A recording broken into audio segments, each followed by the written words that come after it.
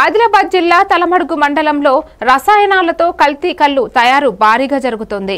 ప్రజల ఆరోగ్యం ప్రమాదంలో పడింది. ఇటీవల హైదరాబాద్ కూకట్పల్లి ఘటన తర్వాత కూడా ఎక్సైజ్ అధికారులు తమ పనితీరు సరిచూసుకోక నెల నెల ప్యాకేజీలతో నిర్లక్ష్యం చూపుతున్నారు.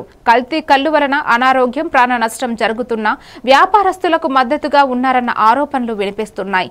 అధికారులు వెంటనే కఠిన చర్యలు తీసుకోవాలని ప్రజలు డిమాండ్ చేస్తున్నారు. మరి 600 రూపాయలంటే మామూలు విషయం. 120 రూపాయలు అదనంగా తీసుకుంటున్నారు.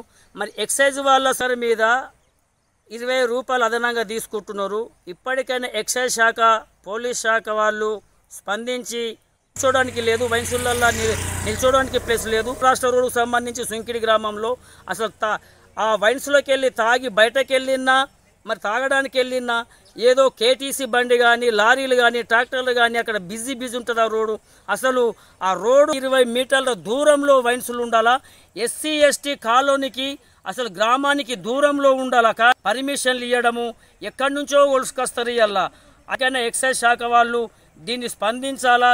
లేని పక్షంలో ఇది మామూలు విషయం కాదు. ప్రజల ప్రాణాలతో ఆడుకుంటున్నారు ఎక్సైజ్ శాఖ వాళ్ళు.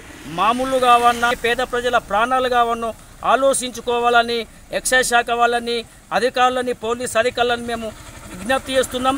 లేని కట్టుకొని ఆమెను కూడగట్టి, ఆడవాళ్ళని ముఖ్యంగా తాగేటటువంటి భర్తల భార్యలని కూడగట్టి జిల్లా వ్యాప్తంగా, మండల వ్యాప్తంగా ఆందోళన పోరాటాలు చేస్తాం.